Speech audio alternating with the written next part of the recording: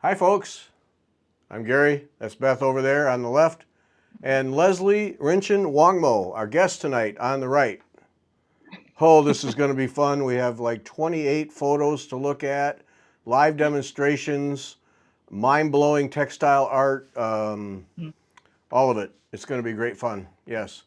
Okay, Yeah. all the details first. So, okay, a couple of announcements. Sunday is Anne Frank. Our guest Sunday is Anne Frank, Crossing Centuries. That is, can we say amazing again for basket weaving? I think we Yes. can. Yeah, I think we Yes. can. Basket weaving and reproduction samplers. Now, there's a combination right there. Hmm.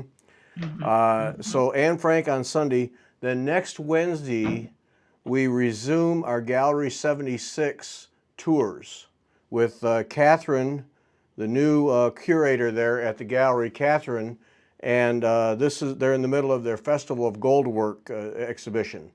So next Wednesday, we will be able to tour the Festival of Goldwork at the Gallery 76 um, gallery in In Sydney, all. Australia. For Yeah. those who are new, this is in Sydney, Australia. So this isn't just down the road here. Right. This is Right. massive gold work. I think this one runs 2 months. Gold work Hmm. exhibition at the gallery in Sydney, Australia. So unless you're living in Sydney, we have a treat for you there. And tonight, oh boy, I can't wait to get to this. This is going to be so cool. And if I'd shut up, we'd get to it faster, right? Um, all right, now, first thing out of the gate is we have a drawing tonight. Leslie has been kind enough to give us 2 copies of her book, Threads of Awakening, autographed even, 2 autographed copies. So the drawing tonight, and the way we do the drawing is just for the people in the live show, and you send an email during the show to, it's right at the bottom, right there, Gary at WeTalkFiber.com, and in the subject line you put Tibet. Don't put anything else, just Tibet. And then in the body of the email, you put your name and your address. And please remember to put the name and the address. It's really hard to send things when I don't have an address. Uh, Yeah. only enter once. Only enter once. And we do the drawing right after the show. And so 2 people will win an autographed copy of Threads of Awakening. And the rest of you, we just simply will say, and I'm sure Beth agrees with me, go buy this book. Pre-order it. Yes.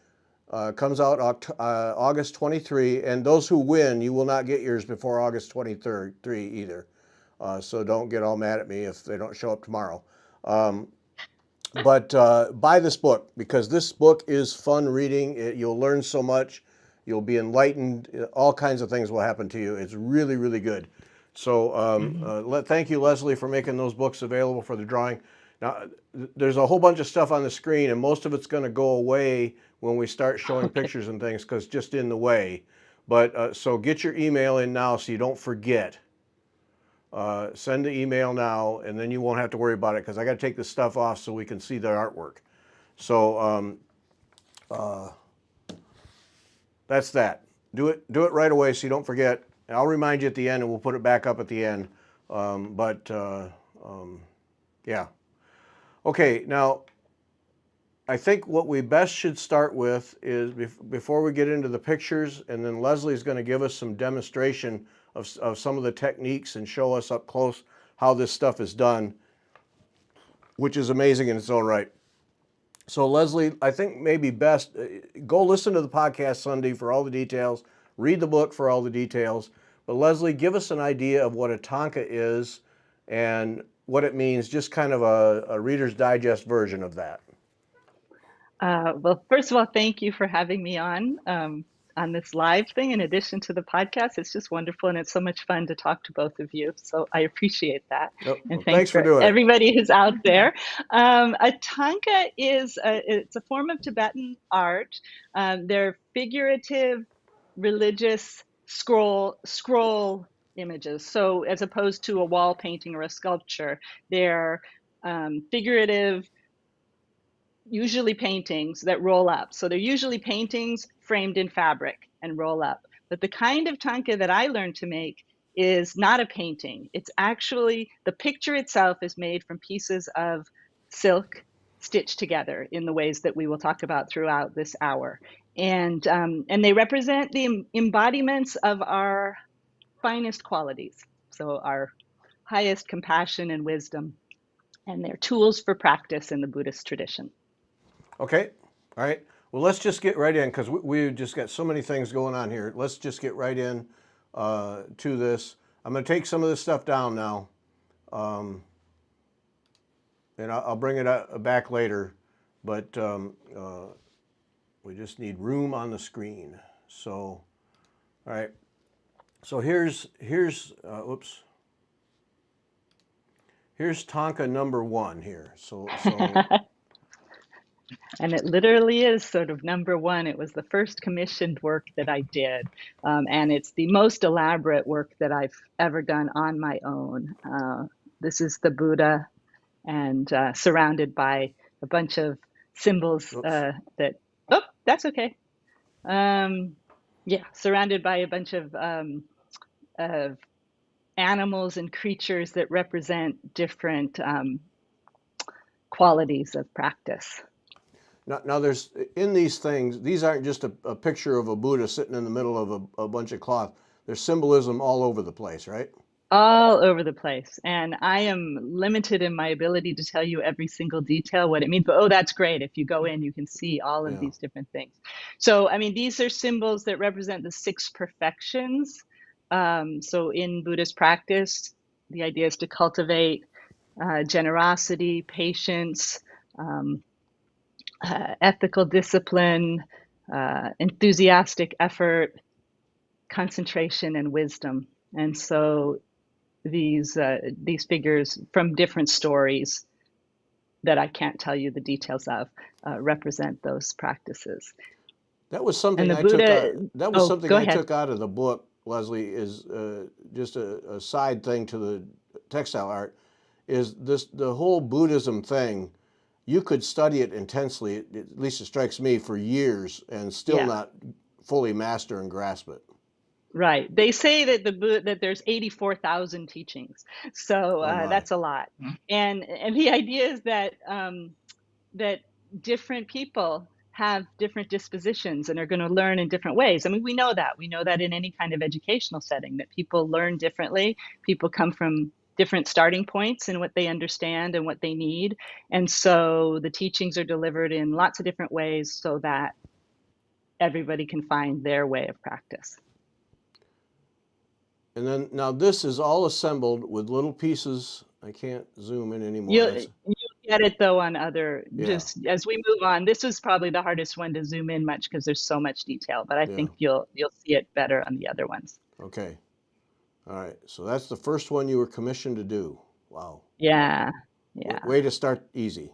Yeah. I mean, that was, I didn't quite, I kind of was naive when I said yes, and it took probably close to 2 years of work to do this. So it's a long, labor-intensive project. You can see in this one also that, there are Buddha images from all different Asian cultures. But one thing that distinguishes this as Tibetan is you can see that the throne, below him, the throne is being held by snow lions. And those are one of the mythical creatures of Tibet. Oh, okay. So you'll see lion thrones in other places in Asia, but they're more real, like lions that we know. But this is the snow lion. So at Thanksgiving dinner, when we're talking about thangkas, then we'll all know that this is Tibetan because we can see that. Okay, cool. Right. You're set now. Yeah. Oh, man. Okay, and Kathy wants to know, how big is this? Oh gosh, this one is fairly large in terms of the ones I've done, and I have the dimensions. It's probably like the whole thing with the brocade around it is about 6 feet high and 4 feet wide. I'm doing that from memory. I could be wrong. It's on my website, the specific dimensions. Most of them are smaller than that I make on my own. But the thing about this kind of thangka was also traditionally used for giant pieces that were maybe 10 stories high, that they'd roll down the sides of buildings or on hillsides so that thousands of people could come and see them. So for certain ceremonies. And that was one of the things that this kind of thangka was especially good for, because a painting would crack and peel and wouldn't work in that size. But yes, exactly. So this is not quite that huge, but it's quite a large piece. And this is the Dalai Lama giving teachings in, I believe, 1994 in Lahore in northern India, and a different workshop, not the one that I apprenticed at, but our neighbor had made this thangka. Yeah, this one really struck me because this really shows how massive these things can be. Mm-hmm. Yeah. And imagine transporting that and making darn sure it didn't get damaged. Oh boy. Yeah, but the nice thing about it being a fabric art as opposed to a painting is that it can be rolled up and transported without being damaged. Yeah. Holy smokes. People put that right, together. Wow. But what about because with the rolling, I mean, and keeping it, I want to say archival, but that's all I can think of the word, to make sure you don't have, damage from light and insects and all that good stuff. Yeah. No, but this is great, because most people don't understand the details of what it is to work with fabric and needlework. It's so fun talking to you because you have this experience. The way that these thangkas and also thangka paintings are framed normally, so there's brocade fabric around it, and there's a dowel or a wooden rod at the bottom, and a kind of a wooden slat at the top. So you roll it up around that dowel, right? And so it has its kind of its own rolling system built in. But the problem is that was great for carrying and storing, but it's not, as you said, like archival or whatever. It's not the best way to preserve it. It's actually better, as many quilters know, and other needle artists, I believe, it's best to roll something backward, like so the face out around a tube or something, so that you don't crunch the work in on itself, But unfortunately, the way that the traditional mounting is done, it does kind of crunch in on itself and wrinkle more than would be ideal. So that's living and learning over the centuries. All right, and Judith wants to know, do you work in various Tibetan art styles from various centuries and areas of Tibet? Oh, wow. I wouldn't say that I'm that specific and refined. The painters are much more distinct in the different styles from different periods and lineages from different teachers. This form of thangka, I haven't really identified as clear lines of tradition in terms of style. I do know that at one point when I studied with my teacher, I learned his way of doing things, but then I don't know if it's because I'm American or just my nature, but I tend to research things and learn more. I don't just learn from one teacher. I find out other things. So I had gotten this great book of these kind of thangkas made in Mongolia, and they were, from the last 100 or 200 years, and I thought they were beautiful. And so when I made one of my thangkas after finishing my apprenticeship, I had chosen an outline color that was different than what my teacher used. And when I went to show him my thangka, he said, "Why did you outline the leaves in that color?" And I said, "Well, I saw these Mongolian thangkas and they were that way." And he was a little miffed. Oh. he's like, "Well, then you should go study in Mongolia." Oops. It was a little bit play acting, I think, because but there was a little bit of pride of tradition. But yeah. But so speaking of tradition, this piece on the screen is a little different. The figure, which is Chenrezi or Avalokiteshvara, as the Buddha of compassion, the figure is traditional, both in form and in my technique. I did the Tibetan applique technique that we'll be discussing throughout. But instead of doing a traditional background, I put it in a more contemporary quilted background. And so the background is actually machine quilted. Oh. Uh, so it's a different, and so I've done a few pieces like this where I've brought the tradition into my world, into a more Right. contemporary and Western. Uh, So as much Change. tradition as these things carry with them, they're still an art form, and as an artist, then you are free to interpret and adapt to express how you want. Then, Yes and no. okay, Um, yes, absolutely, in terms of the setting. As long as it's respectful and it elevates the piece, that's one of the things in my conversation with His Holiness the Dalai Lama when I finished my apprenticeship and I went to him for advice and guidance and blessings. Um, One of the things he said is just make sure that everything you do is done with a sense of excellence, honesty, and in a way that evokes respect, because it's beneficial for people if they treat these images of enlightenment in a respectful way. So it wouldn't be okay to do something ugly or disrespectful. yeah, So, but other than that, the backgrounds and settings are definitely open to interpretation. The figure itself, um, you can there's some stylistic and color choice and an expression freedom, but it's all within certain.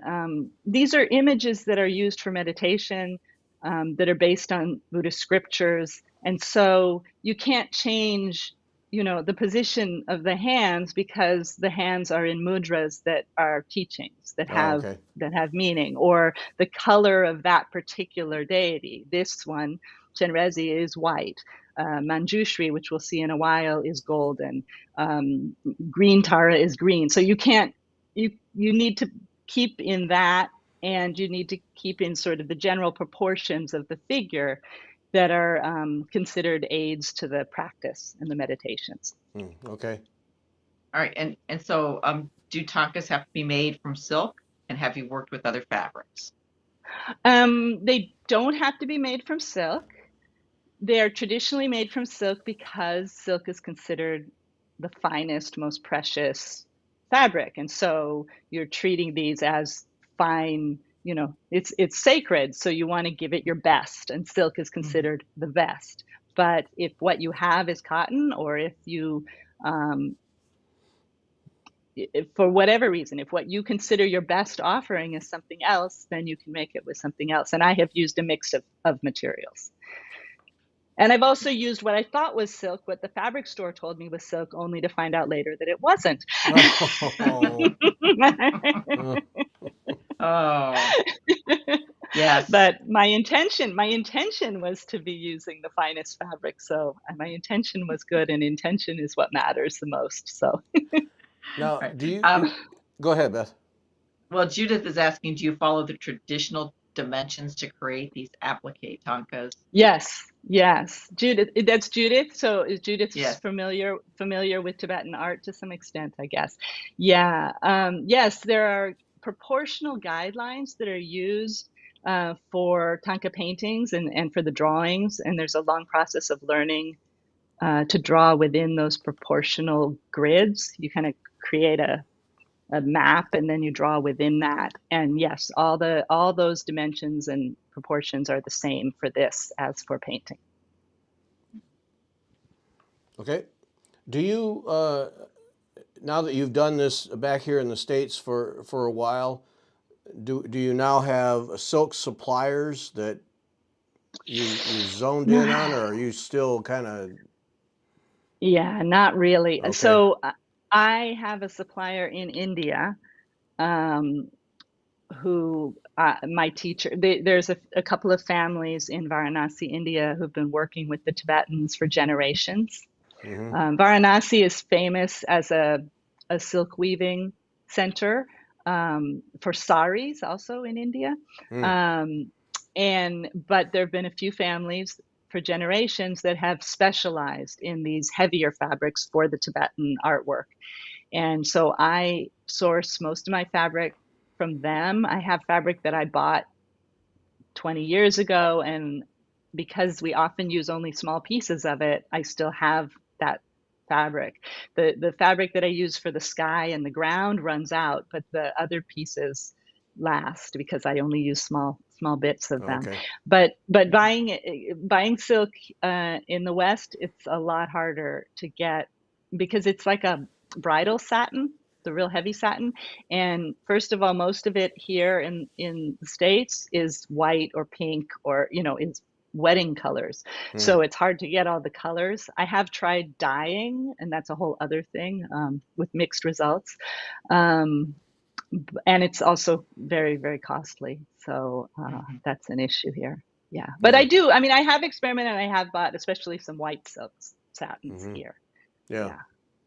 No, I just wondered because I have a sense that to get the caliber of fabric you need like this, everybody doesn't make it.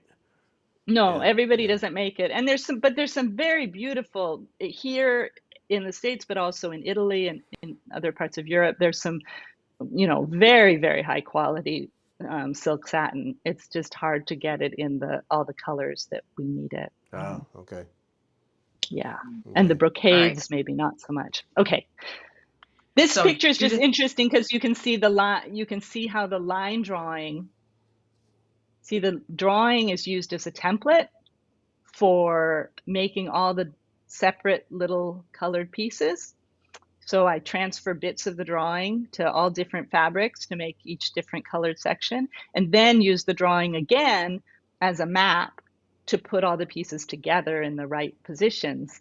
And here, here you can see the original drawing, which doesn't become part of the finished work. It's just a template and a map, and then the actual piece as it's coming together. So in one of these, then, would there be, as the general contractor for this thing, would there be notes written all over the drawing? Uh, Not necessarily. Okay. Not necessarily. You can see a little bit of notes. I have little marks there where Yeah. so you see that like what looks like a twirling ribbon, basically. Yeah. Right here. That green, yeah. And so you see how it's light green is sort of imagine a ribbon or a scarf that has that dark green and gold pattern on one side and a light green lining. And so this is showing how it's twisting and twirling in the wind. Well, when you look at the drawing, because it's only lines, there's no color, it can be very hard to tell which parts are supposed to be which color. So I'll make notes beforehand so that I transfer each part of that drawing to the right fabric. And then this also, I'm gonna be you for a second, but this also is illustrative of how a team of people can make one of these. Yes. Because you assign the parts. Exactly. And that's how the apprenticeship worked. My teacher, Dorji Wongdu, handled everything at the drawing stage, and he would transfer the pieces, the parts, and then assign them based on the level of experience. So, somebody who didn't have much experience might do those lotus petals at the bottom, which were very big and didn't have a lot of curves and details to work with. And then someone who had the most experience would be doing the feet and the hands and the face. And then in between, somebody might be doing the belt and the jewelry and the clothing. So, yeah. And, all right. most experienced people get the feet, hands, and face. Yes. Right. And someone is asking, Jennifer's asking, are the faces painted? No. And that's what's amazing. So there is a different form of Tibetan applique that's done in the eastern part of Tibet, in Amdo, that involves paper backing and gluing. It's not stitched. And in that form, the faces are painted. And some other details are painted. But in this form, where all the pieces are stitched together, the faces are embroidered. So the eyes are embroidered, the lips are embroidered, the nose and the eyebrows, and then and then lines are applied with these horsehair cords that we're going to be talking about more. And Right. you'll So see an embroidered face later. And then I think the other thing Hmm. that this is illustrative of is there's no ground cloth. This is all Right, pieces attached to each other. right. right. That's right. So Lindy, we're going to get to your question in a minute, but Judith had another one. Do you have these blessed by a Tibetan guru with seed symbols on the back, like handprints, etc.? Yeah, so sometimes, so seed syllables I absolutely do on the back. I do the syllables when it's completely finished. I draw the syllables and attach them to the back at the crown, the throat, and the heart. Om Ahum. And then whether it's blessed or consecrated by a lama depends whether sometimes if I'm making it for someone, they want to take it to their lama. So it may be that I don't do it, that they take it, or sometimes I have taken it. It depends on the circumstances of the time, but Okay. absolutely. Okay. Okay, this is Green Tara.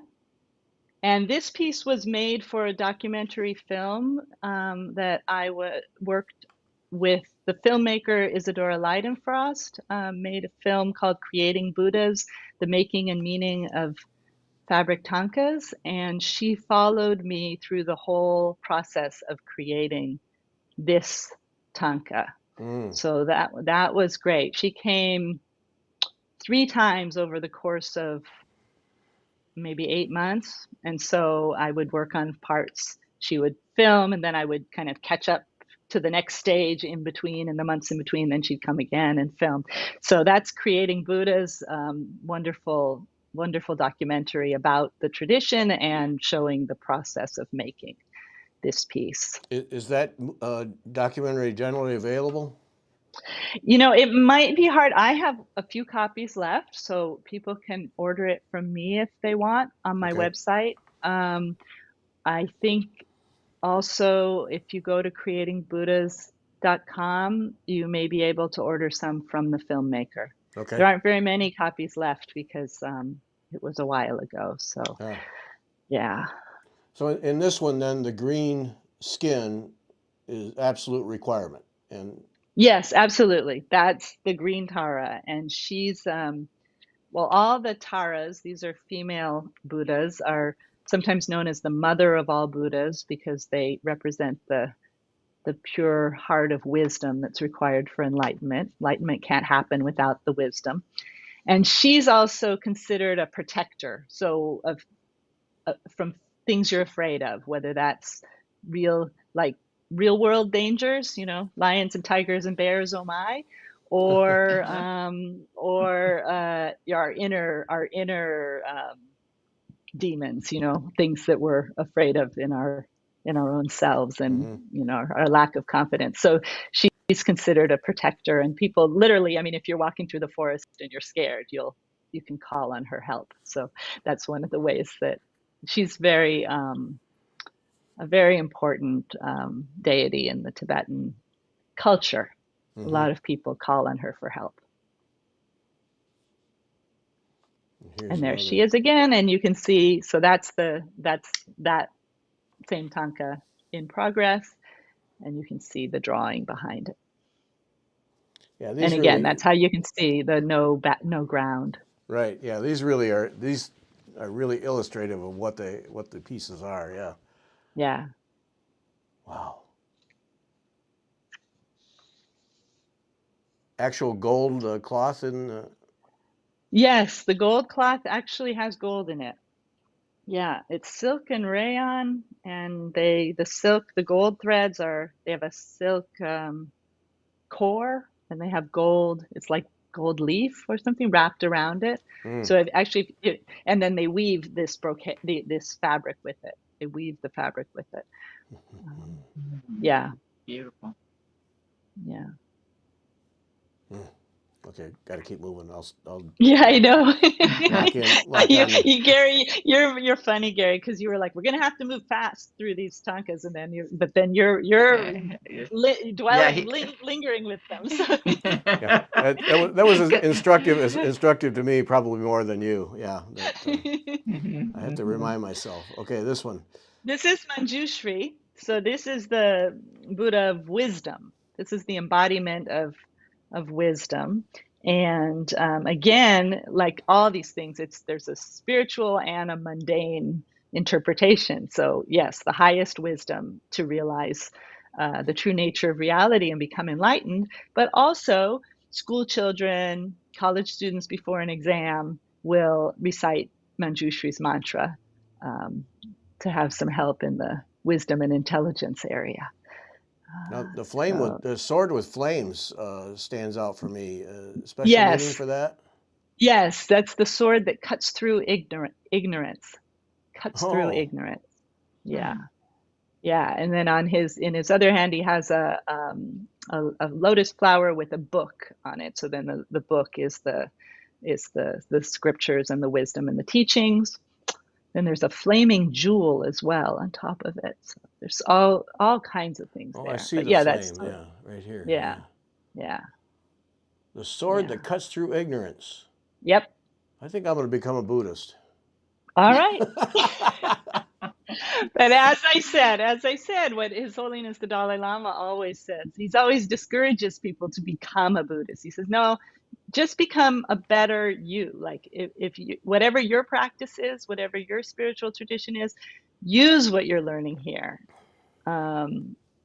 I don't mean here, but learn what you use. If there's something that inspires you, if that cutting through ignorance is a concept that's meaningful to you, read some more, ponder it, contemplate it, and then use it in your own spiritual practice. Yeah, but Beth, Jesus didn't give us a sword of flames that. but you have. I'm sorry, Gary. You do have sword of the spirit, isn't it? The sword of the Word of God. You do have Okay. that. So Okay. All right. I'll give you that. All right. Well, and a lot of these things do show up. I mean, human beings are amazing, and a lot of the same symbolism or related symbolism shows up in different cultures in different ways. So, yeah, I believe in yeah. interconnection a lot. So. Uh, The parts and pieces that go at the base with the folded legs. There's so much going on in there. It's There is. It's very easy to make mistakes too when you as we saw, you start from a line drawing. There's no colors or anything on that drawing, right? And you just see all these lines and to try to figure out what's supposed to be what. And you're like, okay, the description is he's got, one robe and then another robe on top and then a belt and then, and there's in each of these robes or garments. So we have here a green garment with yellow lining. So those little curves, are like the fabric mhm. flipping over, and you see the lining. So you have a green garment with yellow lining, then you've got a maroon colored garment with a green lining. And yeah, so it's seeing as he crosses his legs, these different garments flow around. Yeah, and then the belt's coming down through the middle. Yeah, Yeah. I got to pay attention. Yeah. It's very mhm. easy to make mistakes. And if you look closely here, actually, I hope I don't get too detailed for everybody. I hope the audience here is one that likes details. If you look where the legs are crossing, let's see if I can describe it without, I don't have a pointer to point to it. But so the foot that's closest to us in the foreground, you see it comes and there's anklets. So keep going toward okay, you see that sort of anklet. Now go Yep. down and you see there's a little tiny bit of the flesh color there, the flesh color right next. It's the other leg crossing behind. Oh, right there. And Oh. very, very often I have seen when people put these together, they miss that piece. And so then it's like, wait, but then the other leg isn't connected. Whoa. Whoa. So that oh. little triangle right there. Yeah, that little triangle. Whoa. Okay. Mhm. Yeah, and your eye will see that. It's like you'll say something is wrong. What is wrong, But you right? won't know quite what it is. You'll have to look for a while and then Mm-hmm. you'll realize, Mm-hmm. yeah, it's like those pictures where they say, "What's missing?" or "Where's Mm-hmm. Waldo?" or something like that. Right, right, right. Wow. Okay. Gary, we're moving on. Oh, yeah, here. Oh, Okay. this. Okay, yeah, that's the close up of the lotus with the book and the jewel, flaming jewel.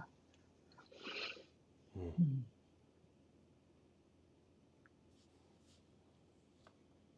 All right, this is my most recently finished work.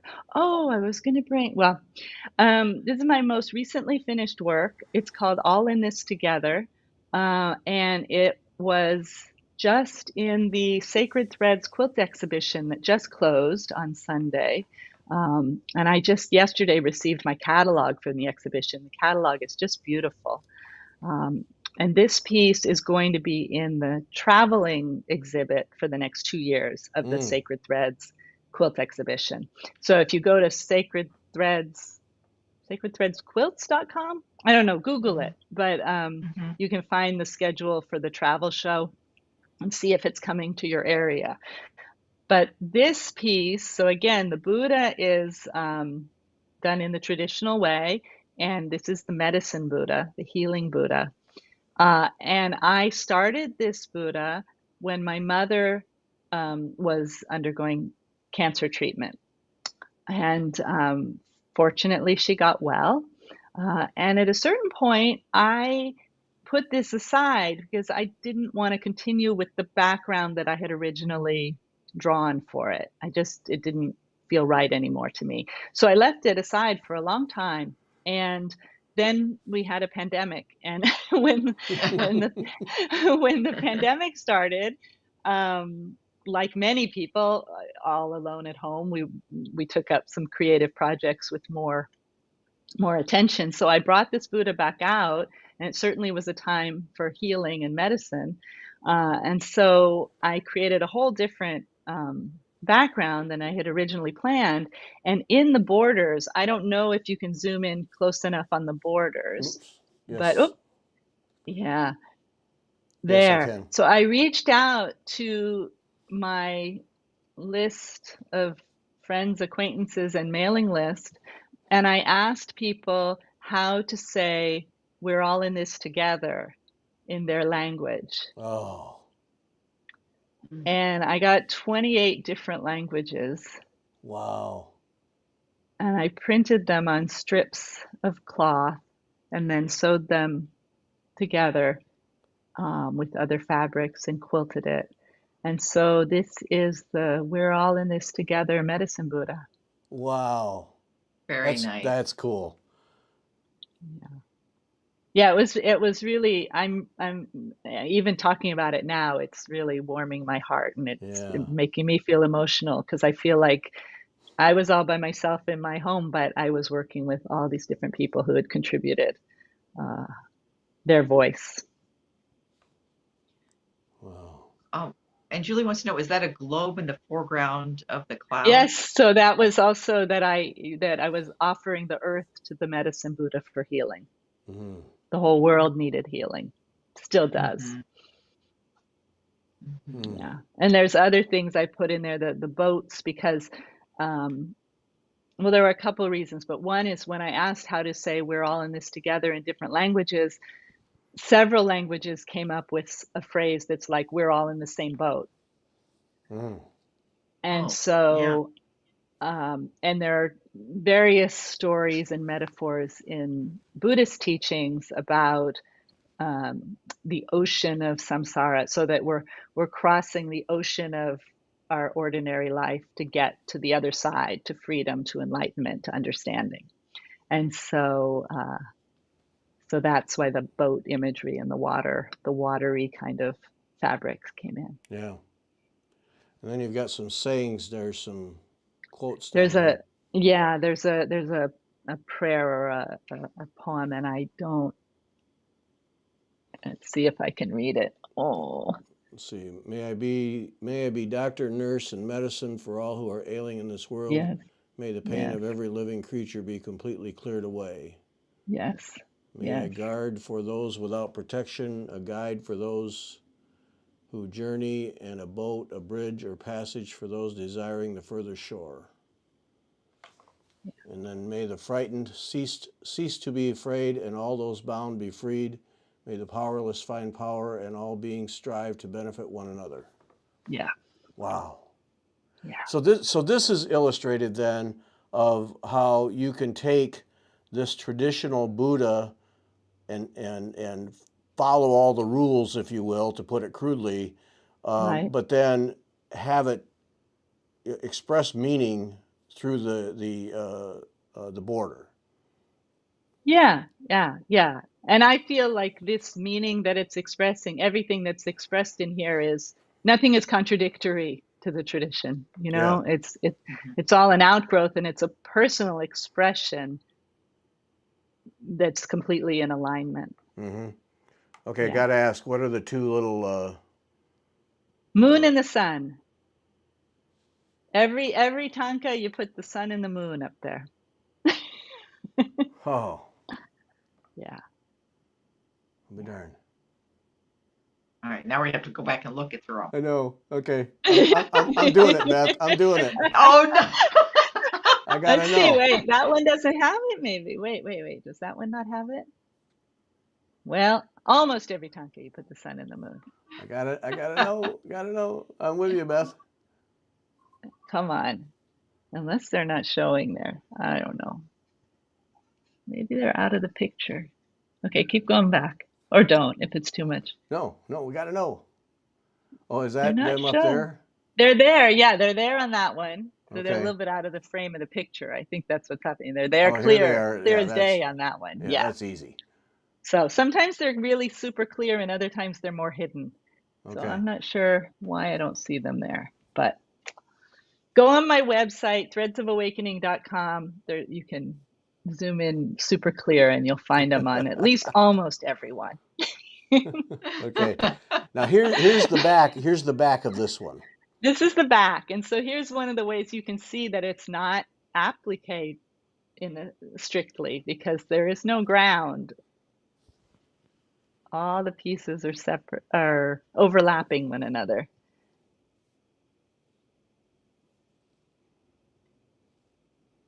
You can see all the couching, which we'll get to. Yeah. So those who ask questions, we're going to answer those. I haven't ignored you. Are you getting a lot of questions? Well, I got a couple that Okay. I knew we were going to answer in a little bit, so I just didn't want them to Okay. think. Yeah, but we're going to answer how their pieces are put together and about the couching Okay. and Okay. yeah. And then here's the. Yeah.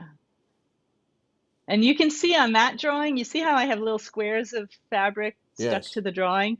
Yeah, I do that sometimes just to mark what color when I'm choosing my fabrics. I mean, the first thing I do before I start, I have the drawing, and I go to my cupboard of fabrics and I select the colors, and I'll cut out little swatches and put them on there, because sometimes once I get into the process of making all the pieces, I realize, oh, there's this other thing that I didn't plan for. You know, I didn't put that fabric aside, and I need to make sure I find a fabric that'll coordinate and work.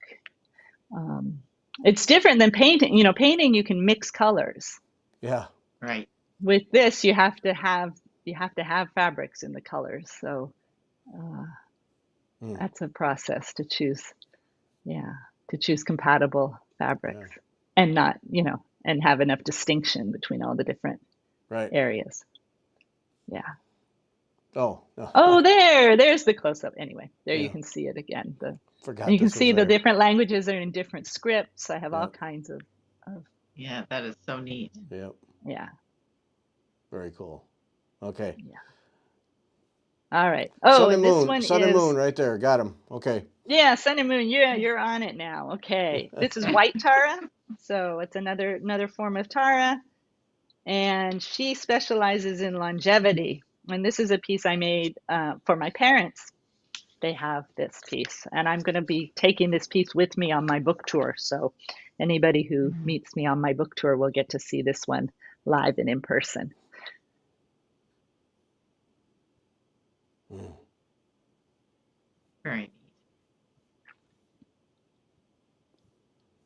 And White Tara is what discipline? Well, she's I mean, she also can be seen as the mother of all Buddhas. There's Oh, many ways to look at each one, but she specializes in practices for longevity. So for staying alive as long as we can so that we can continue our practices, basically. okay. Because the eyes in the hands and the Yes, forehead. yes, and there's a thousand armed Chenrezi as well that has eyes in all the palms of his hands. But yeah, this is a way of showing that she sees the suffering Mm, of everyone and is ready to act to alleviate that suffering. So it's like the seeing and the action, the hand oh, and the okay. foot. So the seeing is immediately translated to action to alleviate the suffering. Okay. All right. And a question, the drapery of the clothing is amazing. Is there a standard pattern with variations, or how it's laid out? Is it just all Yeah, standard? it's I don't know if it's standard, but I tended to work with um, the drawings that I use. Sometimes I've made them myself, and sometimes I've used drawings from artists who I know and who I learned from. And they learned from the same teachers, so they have a general way of draping those garments. Mm. It's not so much, it's not rules or it's not proportions the way the hands and the proportions of the figure are set by scripture. This is more tradition. Mm. Yeah. Okay. And do you have a schedule for the book tour on your website? I have just put it up a couple of days ago, and it's evolving, but what I have confirmed so far is on the website. So yes, threadsofawakening.com/events, or you just go to threadsofawakening.com and the top menu, choose events, and you'll find it there. Um, This is amazing. Yes. this is our group. This is when I did my apprenticeship. We went up on the roof when we were finished to iron the piece. And so everybody's around the edges holding it taut, and one person is there with the iron. Yeah, and using different cloth to protect the silk. And looks like he's gone off the cloth there, but yeah. Massive thing. Mm-hmm. Oh, and there's the rod. There's the dowel. Okay, I missed Yeah, that. Oh, yeah, okay. yeah. Wow. So then your teacher then, as you described in the book, then would have the master drawing, and then all these people got assigned parts to Exactly. do, Exactly. and then turn them in to the teacher, Mm-hmm. and then they get put together. Yeah, but they get put together sort of cluster by cluster. Oh, okay. So you'd give it back your one piece to the teacher, and then he'd maybe, let's say your piece was a petal of a flower, right? So then he'd put all the petals together and then give them back to a student to stitch them together. Okay, so we want to know what's the box in the middle. That's the electrical, it's like an extension cord. It's an electrical strip. Okay. At least that's 1990s India style I was going to say, electrical yeah, strip. this isn't 2022 Chicago electrical code. Everything is in Exactly. order. Yeah. Exactly. Exactly. And up on the roof. Wow. Yeah. Yeah. And then this is you. Yeah. This again shows how huge these things are. This is a big one that we worked on, and this was the the figure right near me where I'm standing in the picture. So that one, yeah, that was the first major figure of a thangka that I did the face and the eyes and the hands on. So I basically practiced eyes for a year in the apprenticeship. doing, little animals and other sort of peripheral figures, and this was the first sort of primary figure, or secondary, I guess, figure that I actually did the face on. Big deal when you get assigned hands or faces?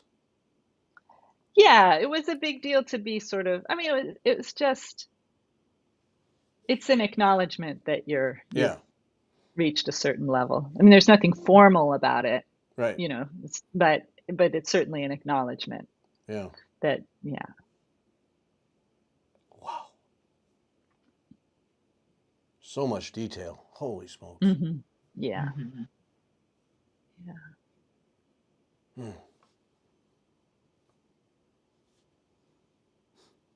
And this is just another one where you can see the close-up work. You can Yeah. see the chords. And this is actually a piece my students did. So in a similar way to how my teacher worked with me when I was a student, somewhat similar, but I have students, but in an online program. So they don't live here with me and work with me every day. And, but in the past, not for the last few years, but we used to get together once a year for an in-person retreat for 5 days. And then a couple of those years, we took on a group project. So each person went home from the retreat with their part of the drawing assigned and their fabrics. And then they sent me the pieces and I stitched them all together. So this is a piece that was like 4 or 5 of my students did the pieces and I stitched it together. Mm-hmm.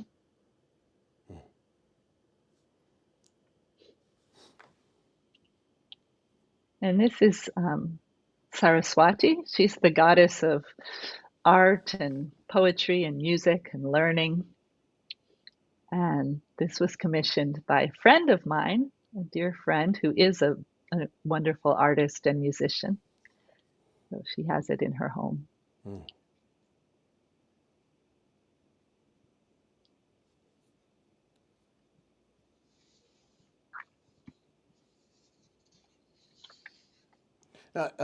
I forget, what is the dot in the forehead? This one's a bead, but what is the meaning of that?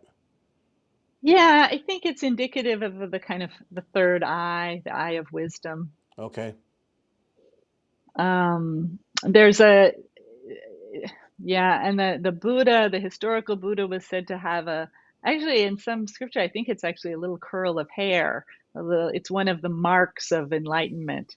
Oh, Um, yeah, I don't know all the details, okay. but it's reference to that.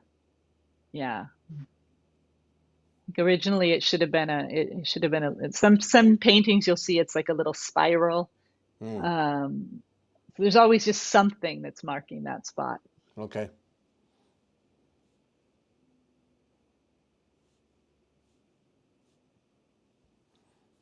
All right, moving along. Well, here's you and your dad. Yeah. So at the end of my apprenticeship, and this is the same Thangka you saw at the beginning. Mm-hmm. So at the end of my apprenticeship, I requested an audience with His Holiness the Dalai Lama to get his blessings on my work as I took it out into the world. And so my father was visiting at that time. I asked if he could come along, and he was welcomed. So we had this amazing meeting with the Dalai Lama. This is in 1997. That's one of the most heartwarming stories in the whole book, because you were able, I mean, number one, you got to meet with the Dalai Lama, but then your Yeah. dad could be along. So all these years you've been doing this on the other side of the world, and your dad could be there. Yeah. It's just so cool that you were able to have that. Yeah. Yeah. It really is. It really is. And I'm sure for And him too. I'm sure that a real moment of pride for him too. I think so. Yeah. Yeah. Pride and also, yeah, I think definitely pride, but also just such an opportunity for him. So also, Sure. I think, yeah, some kind of Yeah. gratitude. Yeah. Neat. This is so cool. Yeah. Okay. Okay. Now Okay. we're gonna show how to put these together. Oh, So what this is the- So this is a lotus. This is a lotus flower, and this is actually the design that I use in my teaching program. So students make a lotus over the course of 6 months as they learn all the fundamentals of the technique. And you can see there, so as you zoom in, you can see the stitches. Yeah. This, and on light pink thread, I find that the stitches show more on light colored threads. It's just the way the light's reflected. But you can see that even though you can see them, you don't see them very much. No. And the reason you don't see them very much is because these cords, these lines, are made with silk wrapped horsehair, and then they're couched to the fabric with that same silk that wrapped. So the stitches are made of the same substance that the cord is made of. So they kind of dissolve into it. That's why they're not very visible. Right. But in this case, they're more visible than they are in others because the light, like on that dark blue, you don't see them really at all. Yeah. On the dark blue lines. Well, and if people study your needlework that close, then we just politely ask them to depart. Mm-hmm. Well, that's what I tell my students, when some students will send me these really zoomed in pictures and they'll be like, I can't get it. I can still see my stitches so much. And I just tell them, go to my work and zoom in like that and you'll see them too. You don't, most of the time when you're looking at the finished work, you're not zooming in like that. Right. So, Right. Yeah. Okay, a quick question. What it was around you and your dad's neck when you saw the Dalai Lama? Oh, those are kata. So a kata is a white scarf, and Mhm. it's used in many, many ways in Tibetan culture. So on arrival and departure, people give each other these white scarves. When you go to see an important Lama, which was the case here, you bring a white scarf and then the Lama puts it over your head on your shoulders, drapes it on your shoulders.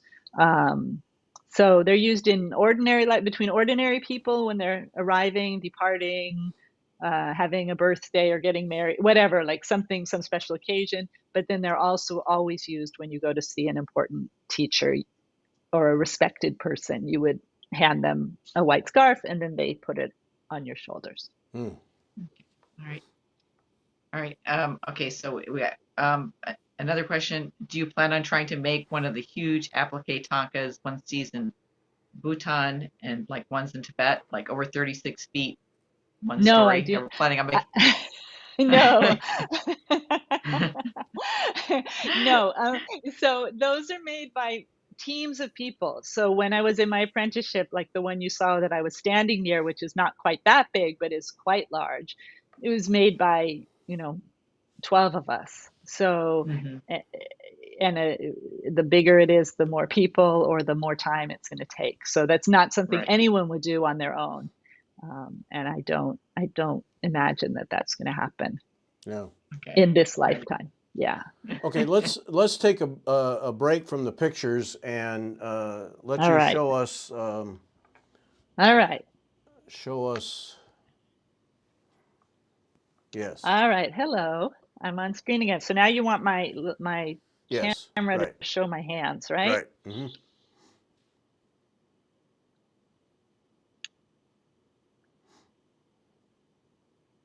All right. Okay. Let's see what we can do here. So, and I apologize in advance if my hands shake or because I'm not used to having a bunch of people watching me or watching the screen while I work, but we'll do it. So this is, I put a little piece of putty, I'm using this as a weight. Okay. I cut this bit of horsehair. Actually, let me show you. So this is hair from the tail of a horse. Yeah. Let's talk about that for a second and how that's procured and. Yeah, so when in India with the Tibetans, so my teacher who I did my apprenticeship with, so my first teacher used the horsehair, and that was the traditional thing to use. Some people now use fishing line in place of the horsehair, And so the teacher with whom I did my apprenticeship, Rinchen-Wongmo, at that time was using fishing line, monofilament nylon, and I did not find that it worked as well. So I went back to horsehair when I started doing my own work. And at that time, actually, let me just quickly, so that you're not looking at my hands while I talk, let me just say, and then I'll go right back. Um, I needed to find horsehair. My friends teased me and were not much help in helping me find horsehair initially. They'd say like, "Where do you get it?" They'd say like Mongolia or Ladakh. I'm like, "Well, where?" It's like, and they told well, horses are best because they have the longest tails. I'm okay. And then one joked with me about going very quietly when the horse is sleeping and cutting, and he was joking. I learned later that there are people here who have poached horses' tails, cut off horses' tails, Ooh. which is very unkind, very not okay. Horses need their tails, so don't do that. And he was only joking with me. What finally happened is I had a friend who played a string instrument with a bow, and they make the bows with horsehair. And so he was used to asking people who had horses that when a horse died, they would provide the tail so that you could make the bow. And I had other friends who led tours in Tibet and in the mountains of India, who knew the horsemen, the people who had the horses who carried the gear. And they also said, well, when a horse dies, can we have the tail? So the first tails that I got at that time and worked with for many, many years came from these animals who had used their tails in their lives. And then this was a way of utilizing. Yeah.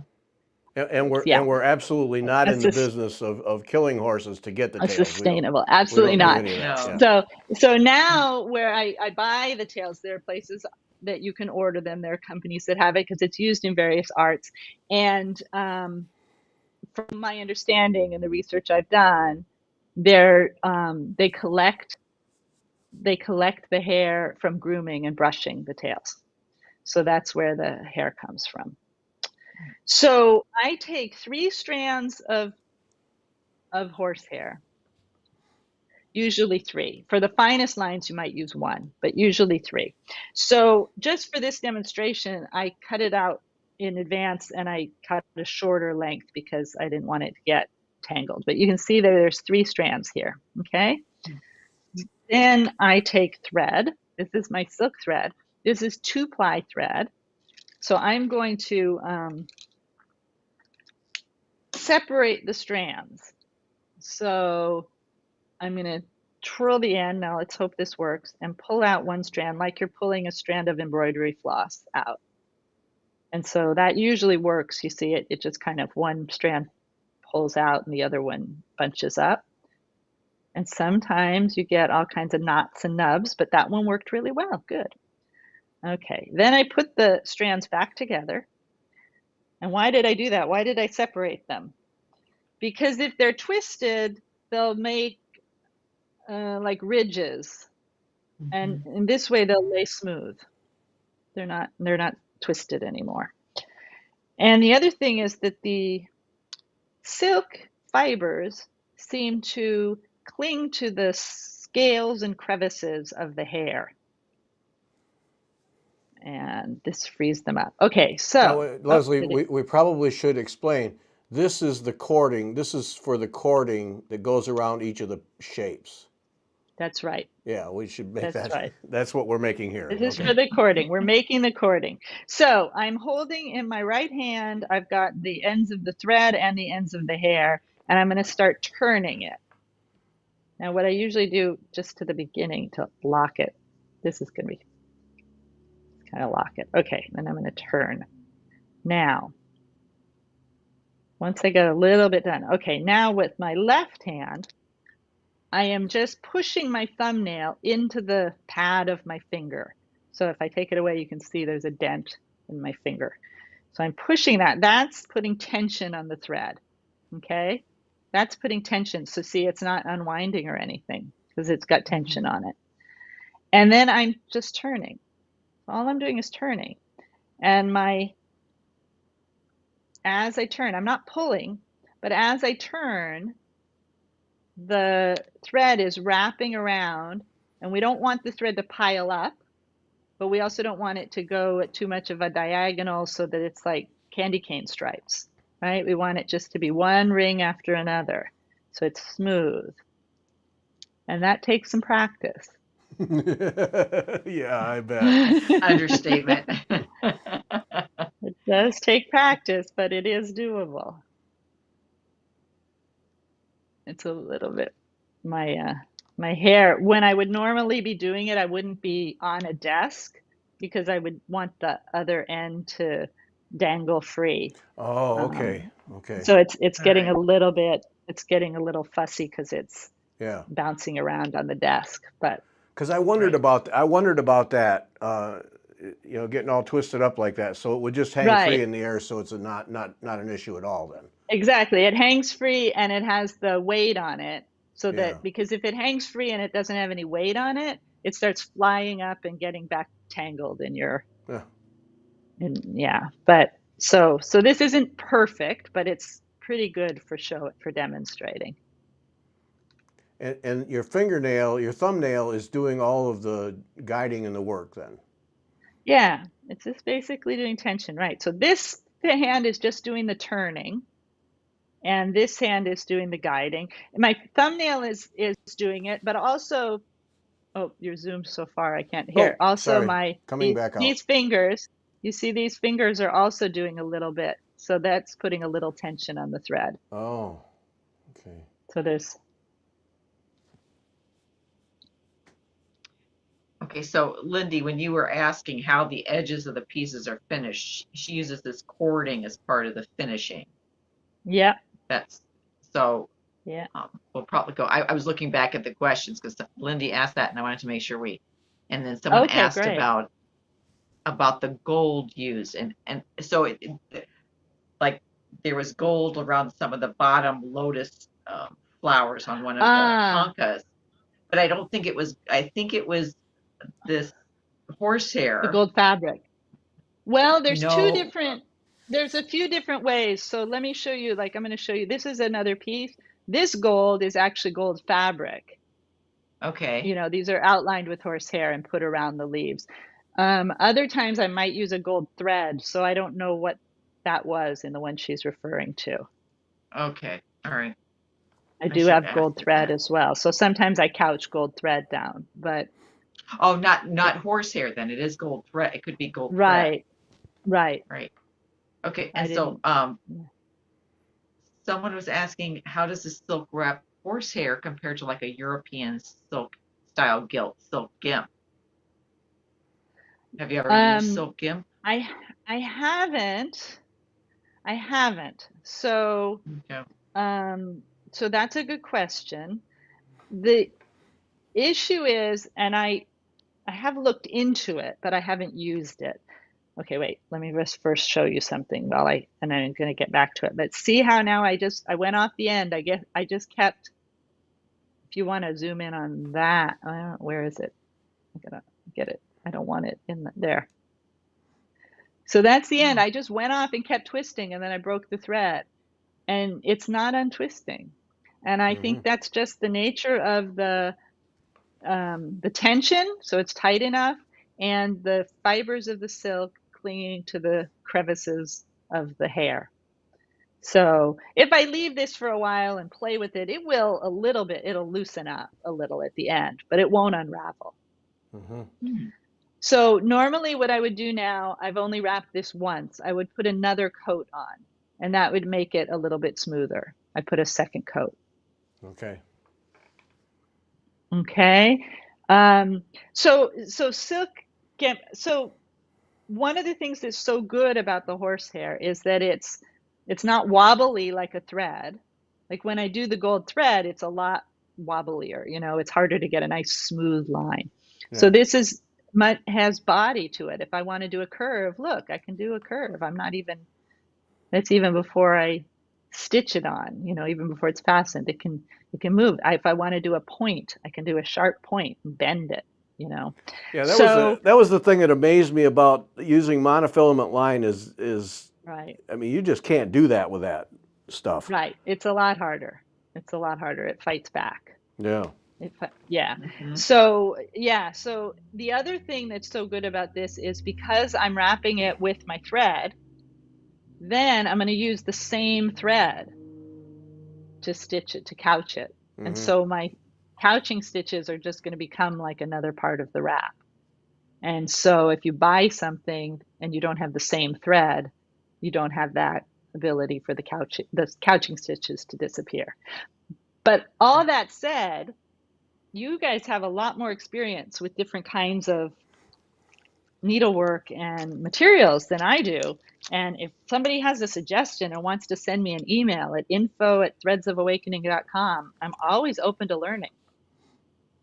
So I am Yeah. not averse to trying new things. So then I'm going to show you, this is just a leather thimble, handmade out of shoe leather. So I put the Oh, I horse. wanted to see, sorry, Oh, I was getting the next picture organized there.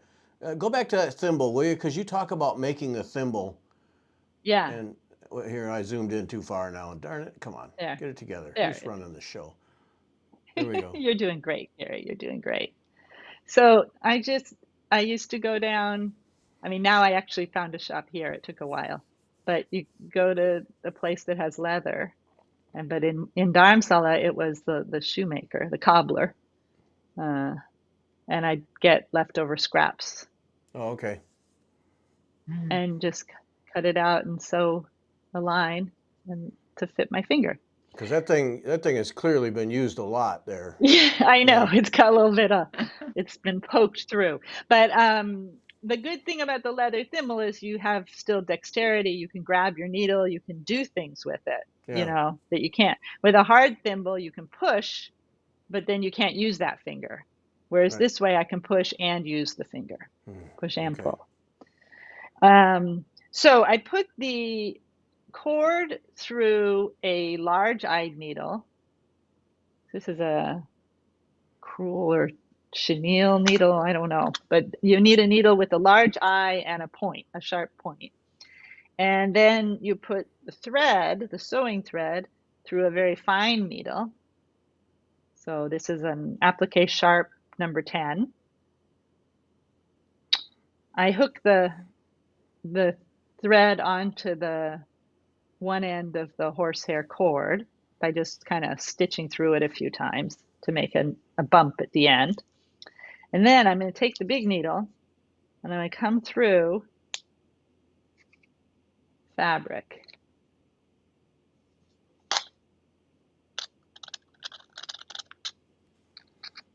All right. So there, I've come through the fabric at one end of my line, and then I'm going to want to couch this down along the line. So here's where my hands might shake and I might drop the needle and everything. So I apologize in advance if that happens.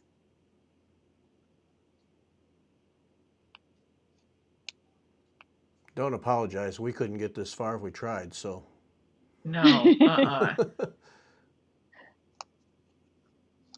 All right. And so now you're So doing a couching stitch now I'm across doing the couching. cording. And Okay. couching stitch means, for those who don't know, it means I take a stitch, I basically put the needle down on one side of the cord and then come up on the other side, take a stitch, and it makes this loop. And the loop is holding the cord to the line, to the fabric. And you want to snug it right in so it blends right in with the wrapped silk. Exactly. Okay. Yeah, so I do this little twang, Yeah. little Mm-hmm. pull at each stitch.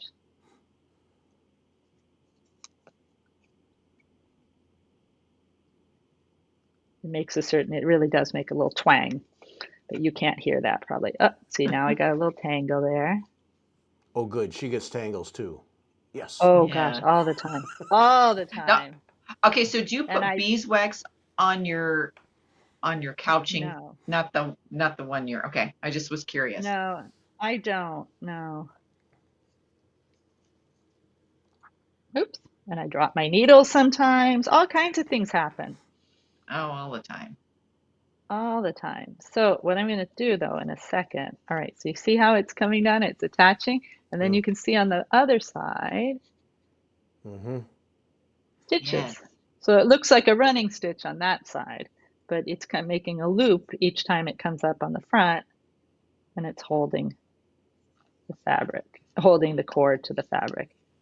And when I stitch, so we don't use a hoop or anything, as you've seen. You couldn't really, because you're working with all these odd sized frame, working with all these odd shaped pieces. But what my finger underneath, it gets, I don't know if you can see, but Stabbed. I'm stabbing my finger almost every time. But we don't have any nerves in that outer layer of skin, so it's okay. Small sacrifice. Yeah, Okay, she's getting a quilter's callus there on that. yeah, Uh, yeah. that's what.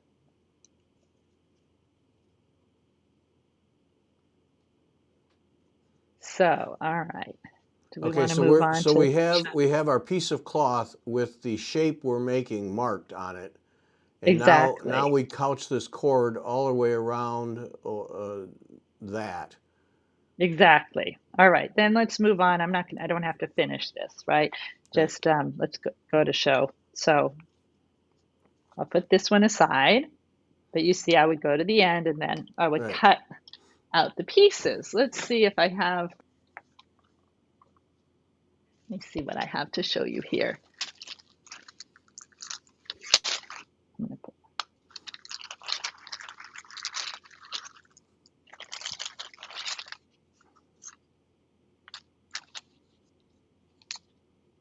let's see, I don't have any that are cut and the edges aren't turned under. You had that one picture actually where you stopped. Um, Well, here, let me go back to that then so that people can yeah, see.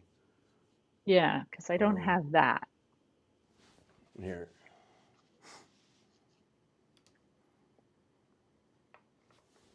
Yeah. Okay. So those are all these pieces where I've couched and I've cut out, just leaving a little bit of margin around the edges. And then I would fold the edges under, which I have some pieces I can show you. So basically clip into all those margins and fold the edges under. Okay. And so All now right, you can come back to me. Okay. and we do have a quick question. How is the design transferred to the fabric? Well, traditionally, you would put little needle holes or pin pricks along the lines, and use a chalk powder bag and ponce and Mm-hmm. make basically dust over the drawing, and you get the design onto the fabric, and then you'd go over it with a pen, or in the old days, a paint brush and some ink or something. Now I use different kinds of pattern transfer papers, Mm. like Dritz wax-free transfer papers. So that's more accurate and doesn't require putting needle holes in the picture. So Here's a photo you sent of transfer. yeah, yeah, Whoa. yeah, Much easier. Yeah, that prick and yeah, pounce Yeah. thing. yeah, yeah. Sorry. Okay. Back No, to it's you. hard, and it's also, this is more accurate too, so it's Right. good. And Right. it's like I said, um, materials and methods develop and evolve as we have more available to us. So it's not, you don't have to stick with the old ways out of some kind of a allegiance that's not, if it was really just done because that's all they could do, that's great. We're in a different time. We have different things available to us. So here you can see a piece where the edges have already been turned under. So it's hard to see. Let's see. I wonder if you can see it better on this. See, they were cut, that little Oh. margin was cut, and then it's turned under with a little bit of glue and ironed. Yeah. Hmm. And so that creates makes the cord into an outline. Mm-hmm. And here you can see how two pieces were put together. So basically, we go to our drawing using it as a map, and we're like, oh, these little flower bud things go inside these leaves. Use a little glue to hold it in place, and then stitch along using that same couching stitch, except this time you're going through the other layer of fabric when you Oh. do the couching stitch. And so you're getting this line here Mm-hmm. that's holding the pieces together. And so then there's also an art and a mechanical aspect in terms of which layer goes on top, so you get the proper depth. Absolutely. Yeah. And there's a whole engineering thing that can be very confusing. And yeah, but it's fun. This is just showing how you kind of like a circle dipped into a line, just to show how the pieces could be put together. So that part was cut, and then this was inserted. Very neat. Now the So glue yeah. you use, is it archival glue or what? Yeah, I use a fabric glue. I did look up the ingredients, and it seemed like it would be pretty good archivally. But it doesn't have to be. My concern when I looked up the archival qualities is that it not deteriorate or discolor the fabric. Mm-hmm. It doesn't have to hold its grip because it's only being used as a temporary adhesive. Then we're Oh. stitching. So it's the stitches that have to hold for long term. Oh, okay. Yeah. So it's just functional in terms of the process and nothing Right. more. Okay. Exactly. And then this is the So, oh, go ahead. So what is the usual first piece that you start with this piece and then move out? Is that your question or somebody's question? Somebody else's, Sandy's. I don't think I have a usual first piece. Okay. All right. Yeah, I think it depends on, yeah. I don't think I have a usual. I think it would depend on the whole design, and Okay. yeah, Just what I would can't work. answer it. Yeah. Yeah. Okay. Hmm. Well, and also these things are put together in groupings. So like an area Right. is built up and then attached to another area. Right. Yeah. Right. Yeah. So this was, you were saying we could look at the face. Oh, is that upside down for you? There you go. That's right, Yep. right up there. Yeah. Yeah, so Wow. you can see that the eyes, the surface of the eyeballs is embroidered. And that stitch is the last, sort of the highest skill, the last thing taught, and took a lot of practice. And for about a year in my apprenticeship, I was just doing eyes every day. But then, so the surface is embroidered, but then the lines below and above the eye are again those horsehair cords, Okay. couched. Fine. Okay. Yeah. Very. Yeah. And then this was the piece that I think we have to zoom out to show this, but I don't know. Zooming out. So this is another, and this is that gold fabric. You can really see the shine. Mm-hmm. And this is another piece that was done by 4 or 5 students.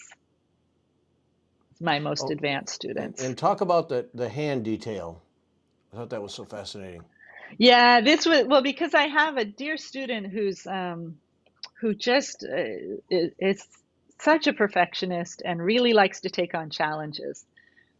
And this is a hand where the back of the hand is gold and the palm is pink, which is one of the ways that the Buddha is portrayed sometimes. Is to have the pink palms. It comes from Indian tradition. of Buddha's time. It's like if you imagine henna on the palm of the hand. But many paintings and most of these applique works just use one gold for the hand. But occasionally they'll do it with the pink, and my student who likes to take on challenges wanted to do that. So that's a special, difficult technique that she did. She did a marvelous job. Wow. Yeah. Well done. Boy, those are such beautiful pieces of art and textile talent. Wow. Mm-hmm. Yeah. So Well, much. thank you so much. It's really, it's just a pleasure to share it. And Yeah. Let's see, do we have any other pictures we missed? I don't think so. Well, we got pictures that, the pictures of the technique, but I think, yeah, you pretty much got that, so. yeah. Yeah, very neat. Oh, here, we got to show the sewing machine. Oh, yeah, Mm-hmm. yeah. Okay, yes. You saw, yes, because you saw when I was wrapping the horsehair by hand, as I showed you, my right hand was turning the hair and the left hand was guiding the thread. Well, that right hand can get pretty fatigued after a while. If you wrap a couple of hairs, you're tired.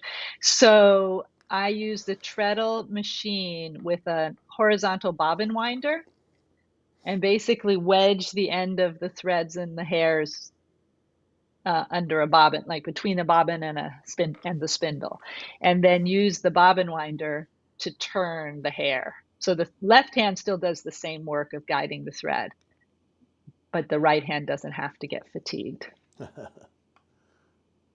uh, And Gary was saying it's imagining learning how to get the treadle moving in the right direction, and it is quite it's an eye hand foot coordination challenge. But once you got it, it does save your right hand. It's worth doing. So, but that's if you have this. I mean, this is a sewing machine that I got in India when I lived there. It's a puja, so it's most of the sewing machines of this style that you would see here are probably old Singer machines. But this is a puja and is not old. I bought it brand new about 18 years ago, something like that, 20 years ago. But anyway, so it's that old, but it's not an antique. I bought it brand new. So yeah. they're still making them and they still use them. Looks like it could last 100 years. Yeah, I think it will. Well, I Yeah. mean, people have their old singers, right? So they Right. still last. Right. Yeah. Yeah. Right. All right. Yeah. I think we should probably, oh my word, yes, we should wrap this up. Yep. I So know. Thank you guys. it was fun. You're It was fun. amazing. You're amazing. No, you're amazing. This was fascinating. Yeah. Fascinating. No kidding. Yep. Oh, well, That I was hope fantastic. everybody enjoyed it and